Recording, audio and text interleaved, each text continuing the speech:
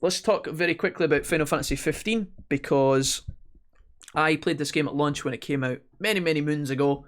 I thought the game was fine.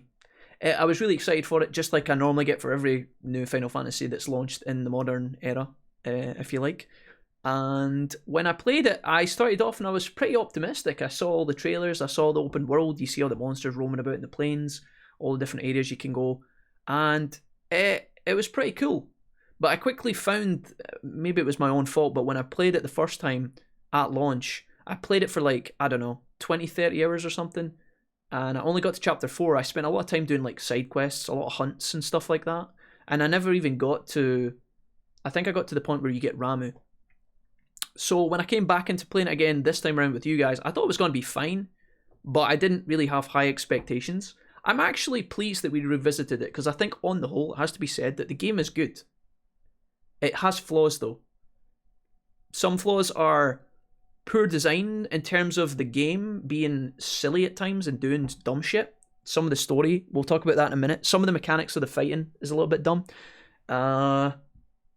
But also the game suffers a little bit from what you can clearly anticipate is like development pains, as we've been talking about. There's a lot of indication that in the vanilla game, the one we've just played, this is not the Royal Edition, obviously, that a lot of the game did suffer at launch from just rush development towards the end. The last few chapters specifically are a bit kind of naff. But overall, the gameplay is great. I started playing it and with you guys, and I enjoyed the first day.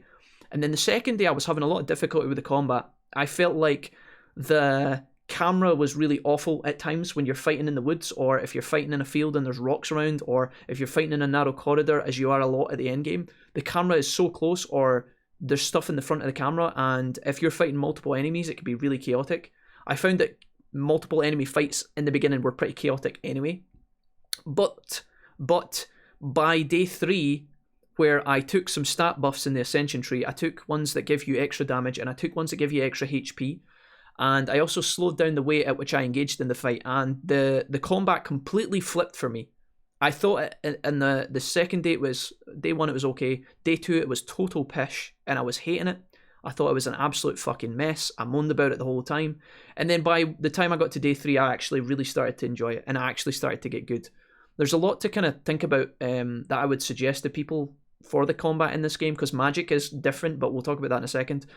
The royal weapons have a huge part to play in the game, not just when they're activated, but in terms of your passive stats that you have on your character. It took me so long to realise that if I equipped the axe, the daggers, and the lance, the all royal weapons, even if you don't use them, they carry stats over to your character. Now, I thought that the stats that they gave you when you changed weapons was exclusive to when you were wielding it in your hand as Noctis.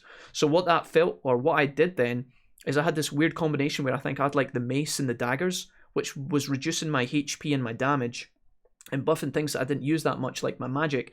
And when I was going into combat, I would dive into the enemies and kind of hold circle, and I would just get knocked unconscious every single time. I'd be constantly in my inventory using potions, and once you figure out the right balance, you give yourself a bit more HP, and you take your time with the fights where you're kind of, when you run into the fight, you kind of dip around the outskirts, you pick one enemy. I figured out eventually how to do link strikes and chain links and all this other glorious stuff, and suddenly the combat became really reasonable. But I think a lot of people won't give it the time of day. I think a lot of people will get frustrated like I did in the beginning, and if they're not patient, it's a shame, because a lot of people will chuck it, and you know, some people might pick up really fluently and have fun with it, and if that's the case for you guys, then that's great. But it took me a while, and at first I was really irritated, but eventually it became really enjoyable for me. It just took a long time for me to come to grips with it. Let's talk about the magic really quickly, because the magic in this game is very footery. You have to harvest the magic from resources that are quite rare in the game. You get them at campsites as much as you want, but you have to go to campsites to get them. You then have to take the magic and craft it. Then you have to equip it, and when you equip it, you only get 3 uses of one spell. So for a lot of people, when they pick up this game in the beginning, they will think that the magic system in this game is awful. They're going to say it's shit. They're going to complain about it. I thought it was garbage. But the reason it's like that is because magic, if done correctly in this game, is so unbelievably broken. It is just so powerful. It is so strong. And until you realise that, which, you know, it's quite hard in the beginning because you want to test your magic. You want to kind of play about with it. You want to test different potencies. You need to figure out how to fuse different materials with it to make the spells actually useful. Once you actually realize how powerful it becomes, it kind of makes sense that magic is the way it is in this game. A lot of people will dismiss it and say, no, it's so annoying, it's very tedious. I found it quite annoying, slotting my magic slot into a slot of, because you only get 4 slots in the game for your weapons. You can put 3 weapons in. You've got all your royal arms to choose from, all of your regular weapons to choose from, and now magic as well. And you only get 4 slots on the D-pad on PS4. So that's quite a problem. I kind of wish there was 2 interchangeable wheels there. Like if you clicked L1 an analog stick or something and it flicked a secondary menu, maybe you could have had 4 weapons and then 4 magic spells, and magic would have been a lot more free-flowing. But the point is that I'm trying to make, if you actually learn to understand the magic in this game, it is so incredibly, it's broken, it's busted, really, really powerful, but you need to actually figure that out. And a lot of people, again, if you've not got the patience to try the game and play it out fully, you're going to just dismiss it as a shit system. It's not shit, it's just different, and it's a little bit pernickety. Making spells every now and then is quite annoying if that's not your cup of tea. I found it annoying to have to make spells all the time, to harvest, to create, to add it to my character and then use them in fight. Use them in the battle was the payoff, obviously, but magic is different in this game. A bit weird, but very, very powerful. Once you get the hang of it, it's actually insanely strong. So yeah, let's talk about like the graphics and the general gameplay in the beginning. The graphics of this game when it came out was pretty sick. Final Fantasy are always insane and pretty much ahead of their times in terms of the cinematic experience. The open world is fantastic in this game, and although some of it doesn't really make sense, I talked about this before. I watched a review where the guy talked about how you've got all these like you've got this huge open world where there's these huge monsters that roam around, which is cool. But then none of the cities really have none of the towns in particular seem to have like protections from these monsters. So you leave Lestalem, there's no walls or fences around Lestalem. You just leave the city, and then like a mile down the road, there's a huge serpent that you can fight. Now, in terms of like, if you're thinking about like the minute details of the world building, there's things missing. You know, why aren't the cities kind of encompassed in protection if there's demons on the road at night and things like that? Just little nitpicks about some of the open world, but the open world is by far probably the best thing about this game when you have access to it in the start. So the open world is the best part about the game in my opinion, because I love driving about in the regalia, however you pronounce it. I love wandering around finding side quests. That's like, to me, that's what Final Fantasy 15 does right. The second thing that it does right, I feel, is the cast. Now, unusually for a Final Fantasy game, you have an all-male cast in this game. You've got Gladiolus, Igni, Prompto, and obviously Noctis. It's just 4 guys. And that's kind of weird. Normally Final Fantasy is like a collection of men, women, sometimes creatures, sometimes monsters, sometimes robots or whatever. And they're all different ages normally, and they're all just a ragtag group, whereas this game is all about just the 4 guys. And I thought like I wasn't going to like that, but it actually works really well. I think that the characters in this game are definitely like the second best thing about it. Gladio, Igni, Prompto, they really grow on you. You really grow to like them. The kind of animations of the characters as they're driving about and how they talk to each other and their voice acting and all that is great. And it's really... A lot of this game, towards the end, we've just seen in some of the credit scenes and the post-game credit cinematics and all this kind of ending up wrap stuff that you see, the game relies heavily on your nostalgia for the journey, and it relies heavily on your nostalgia of the guys to make those scenes work. You have to feel like you have been on a journey with the characters, and if you do, you're going to feel it's going to feel good for you. But if you didn't buy anything else, you're going to look at this and think, oh, that sucks. Luckily, to me, Noctis, Gladiolus, Igni and Prompto were such a great cast, and it just worked a little bit, you know? So that was my thoughts on those guys. I quite enjoyed that. I liked all the kind of... the leveling up in the XP in this game was pretty good, but one thing I do want to quickly point out that really frustrated me in terms of the XP system is the fact that when you end a chapter, the game consumes all of your XP on demand. That's so silly. If you have a system in the game if you have like inns, because there's 2 ways you can level up in this game, right? You can camp at 3 ways. You can camp at campsites, you can stay in hotels, or you can get to the end of a chapter. The benefits from using the campsites is that Igni can use his cooking skills, and you can boost that, and you can get buffs. So that's where you get the payoff from the campsites. It's also quite convenient if you're out in the open. Obviously, the most important thing that people will use is the hotels, because you get multipliers on your XP gained. However, sometimes the game would throw a curveball at you where the chapter would just end. Sometimes without you knowing that it's going to happen. You can kind of predict as a player, but the chapter just ends and the game forces you to consume all your XP. I don't know why.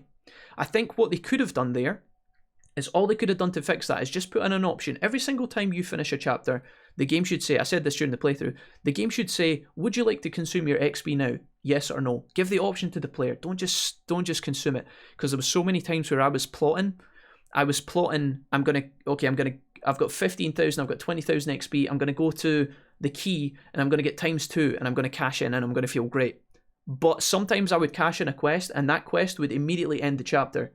And it would be like, okay, you've stole all my XP, game. You get a 1 times XP. That's pretty sad. I don't know why they've done that. Some of you guys in the playthrough said to me, Jack, if you've got the patches or some of the DLC, I think the game actually gives you like a ring that stops you from consuming XP. Bullshit. That's fine if you've put that on, and if you use that, that's fine. I should not have to equip an accessory slot though. I should not have to consume an accessory slot to make the game better, okay? Some people might disagree with this point, and that's fine. It's not a big deal, honestly. At the end of the day, it's not. It's just something that irritated me massively. I should not. If I get 2 item slots as Noctis, I think you can get up to 3, but the third one costs 333 XP. I had 2 accessory slots for Noctis. I should not have to put fucking rings on or like jewelry on that makes some of these silly mechanics better. There's a mechanic to allow you to run infinitely. Why? Why not just make it an infinite run system? You've got a huge game, a huge open. Why not just make it infinite run? You've got a ring that you can put on to stop your party from taking friendly fire from your magic damage. Why? Why not just patch it? Why not give the player the choice in the option menu? Why not tie it into the difficulty settings? Normal, they take damage. Easy mode, they don't. Something like that. Why put on an accessory? That's kind of silly to me.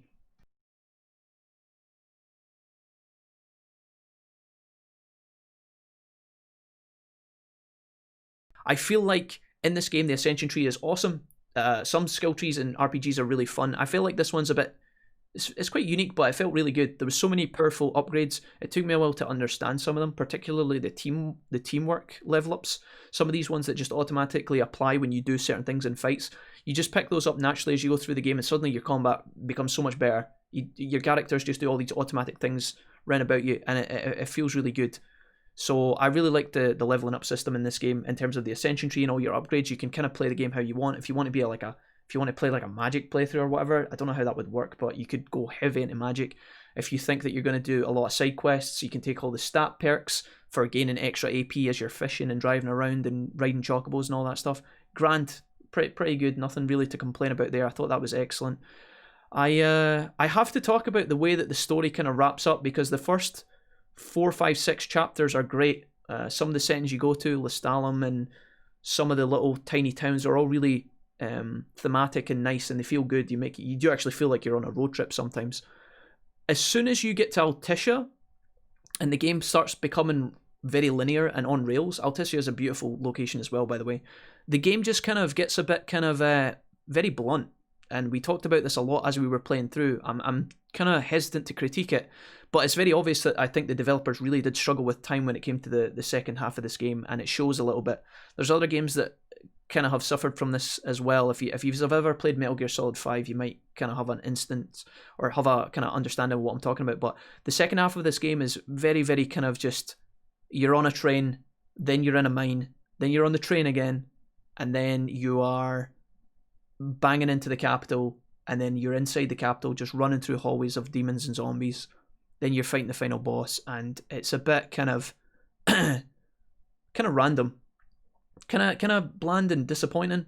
I do think that's a bit of a shame that they never got to kind of fully polish that out. Apparently the Royal Edition fixes some of that stuff, and again, if I'd played the Royal Edition, maybe I would have benefited from that. Maybe I'll play it myself in my own time to truly see the difference.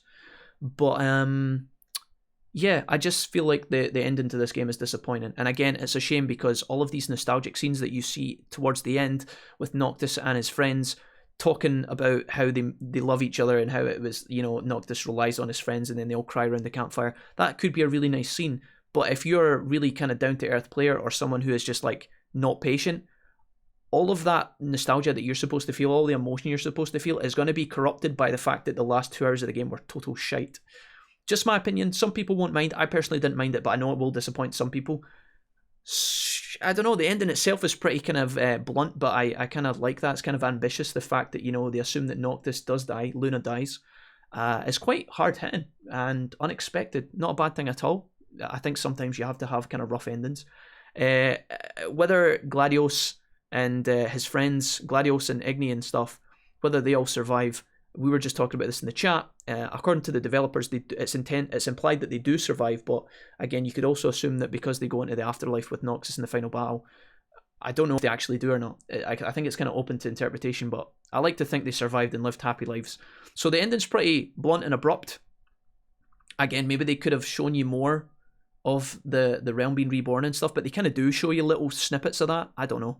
I love the photography thing while traveling in the game. I'm just going to add this in as like a side point. You know how Prompto takes his photographs at the end of the chapters and then they kind of show you some of these towards the end of the game? I really like that feature. I thought it was awesome. Again, it kind of adds to the fact that you're this idea and theme that you're on a journey, which is kind of cool. So kudos to that. Love that fact more often. When the summons appear, they're cool. And the summon fights inside the games like Leviathan and Titan were pretty epic. Bit messy at times though. I did feel again that the camera was a bit crazy. In some of these fights against the final bosses like Leviathan or Ifrit or even Arden towards the end of the game, you're just kind of, they're not really interactive if I'm being completely honest. There's no skill involved. You just hold circle. If you've got enough high potions, you'll be fine. I don't know. A lot of people kind of said at the beginning of this playthrough that this is a really easy Final Fantasy. I kind of felt like I agree. But that's not a bad thing. Sometimes it's nice to be challenged. Sometimes it's nice to just relax and play the game. This game didn't challenge very much. There was times where you get knocked on the ground or you get poisoned or you go into a dungeon 5 levels below where you're supposed to go into the dungeon and you get your ass kicked and that gets kind of frustrating. I went into that dark dungeon close to the Royal City, close to Insomnia, whatever it's called, the crypts. That sewer dungeon was an absolute shithole. I hated it. I needed to go into get the Regalia headlights. Bunch of whoever put the Regalia headlights in there, fuck that guy.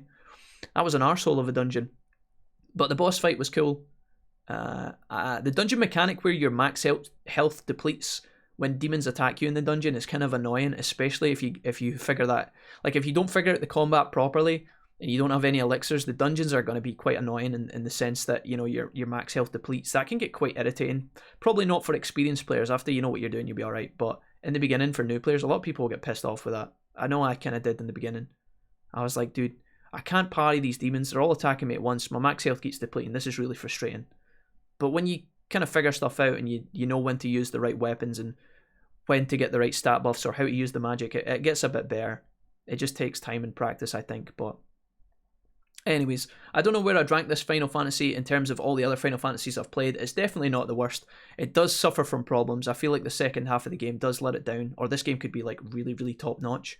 Some of the mechanics in terms of the I remembered something I really want to talk about very, very quickly that was like a minor problem that I don't know what the fuck they were smoking when they put this in. But let me finish by saying this Final Fantasy is really good. The first half of it is brilliant. The second half is kind of lets it down, honestly. The story can be a bit questionable at times, and it's a bit jarring when you see random cutscenes. Again, the one that I mentioned with Altissia with Luna, where you go and speak to whoever's in charge of Altissia. There's an old woman, I forget what her name is. It's like fucking, I don't know, Chlamydia or something.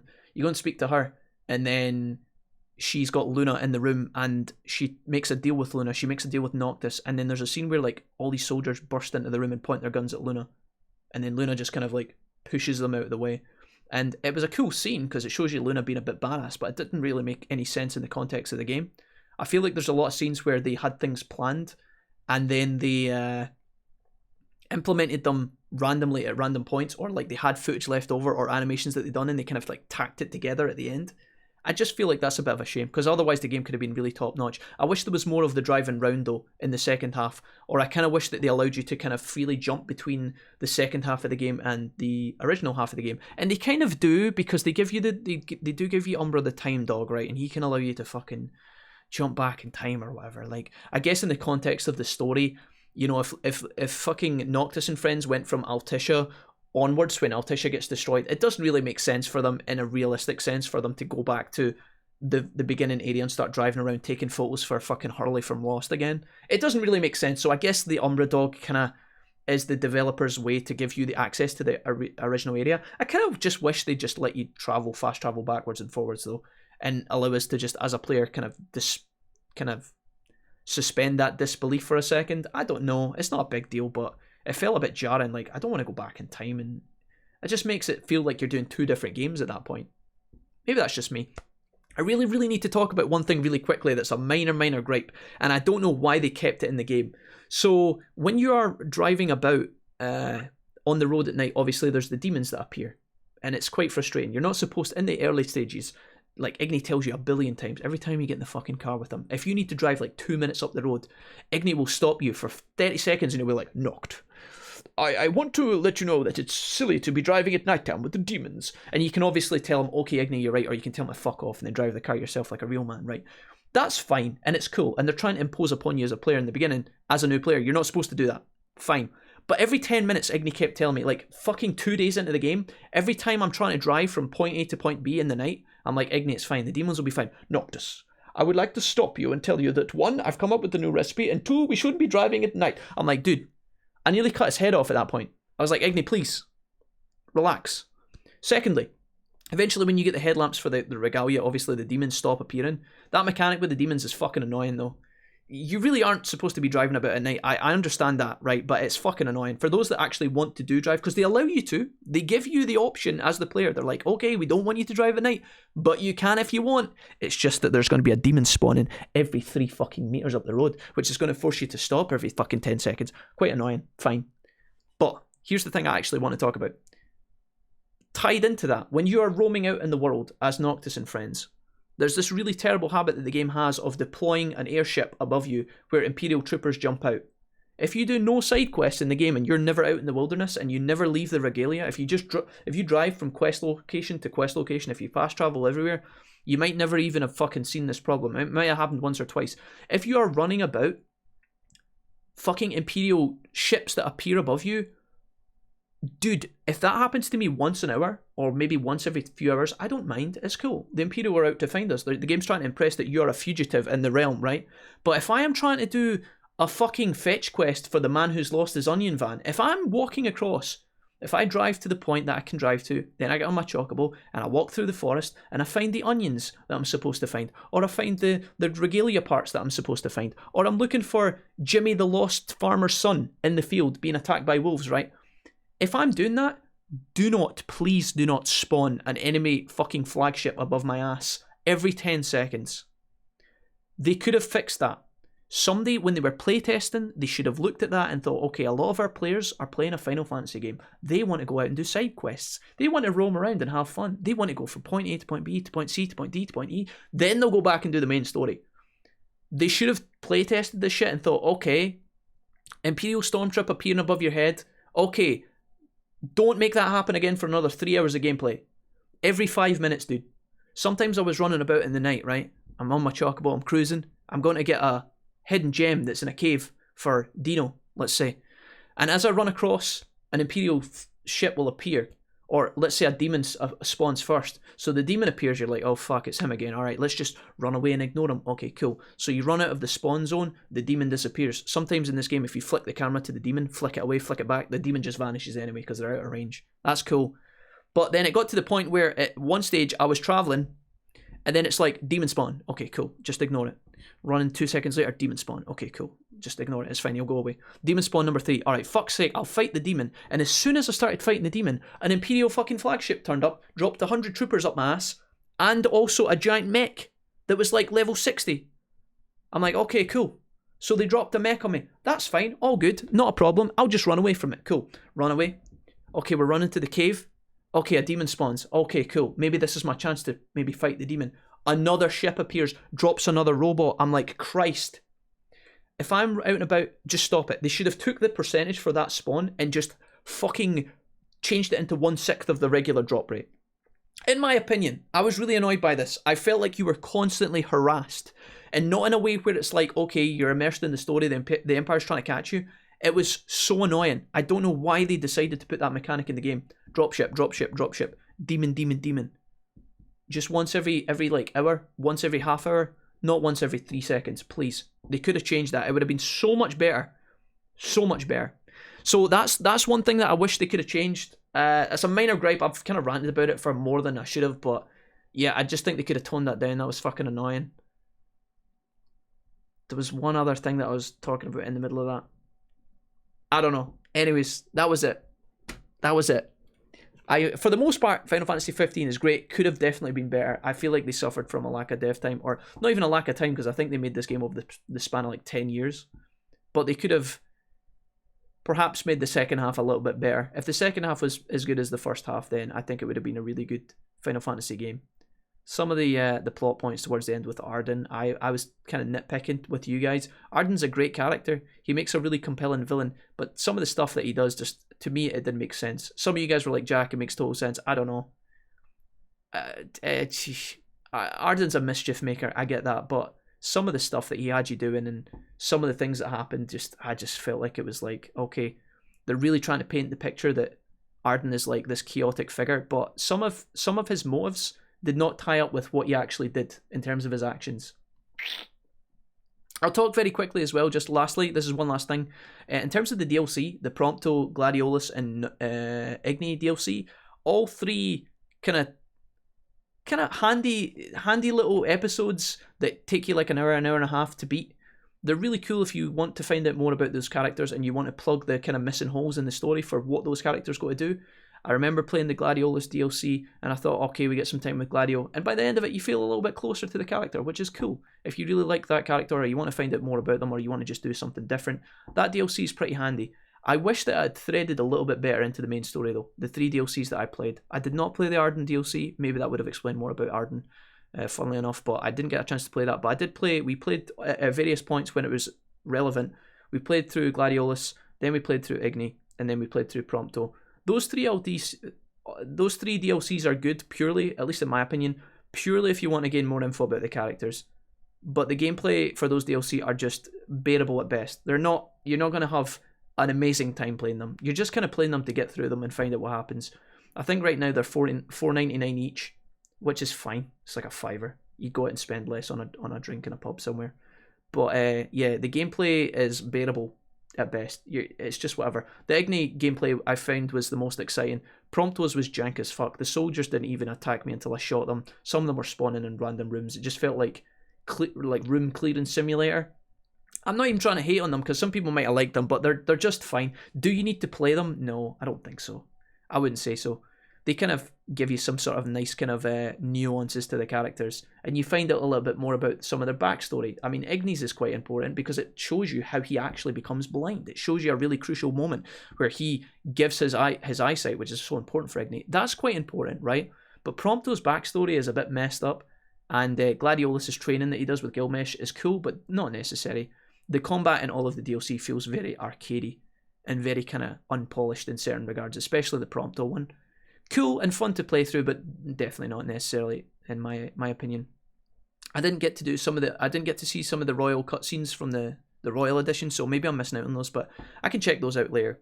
All in all, I enjoyed this playthrough a lot more than I thought I was going to, guys. I thought that I was going to get bored and I was going to fall asleep and that I was going to want to quit after day 3 and that I was going to have to force myself through it. I actually fell right into the addiction of this game, and like truthfully I fucking loved it, like a lot more than some of the other RPGs we've finished. Some RPGs you get to the end and you think all right, I got to the end of the story, I've pushed myself through the last couple of days or the last couple of hours, I'm glad I did it, cool, all right, that game was kind of fun, tuck it away on the shelf. I feel like I got to the end of this game and I actually want to go back and do some of the side content. I want to go back and do some of the end content, and not just for the sake of, oh, I need to know what happens. I actually feel like I want to play it and just relax into it again. So that's a really good sign. Final Fantasy 15, not bad. I won't give it a rating, but I enjoyed that. I enjoyed it.